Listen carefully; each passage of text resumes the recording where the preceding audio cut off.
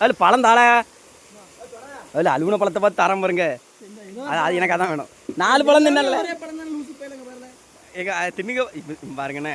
திங்கிறது பிரச்சனை இல்லை, அது எப்படி திங்கன்னு தான் பழம் நீங்கள் அது அது அப்படியே தூரப்படலாம். மனசுல போய் என்ன திட்டிகிட்டே இருப்பாளா, இவன்ட்ட பழம் கேட்டதுக்கு தப்பா வச்சு பழத்தை பிடிக்கிட்டேன்னு. வீடியோ ஆஃப் பண்ணா இப்போ நான் அறுத்துக்கிட்டே இருப்பான் பார்த்துக்கிடுங்க.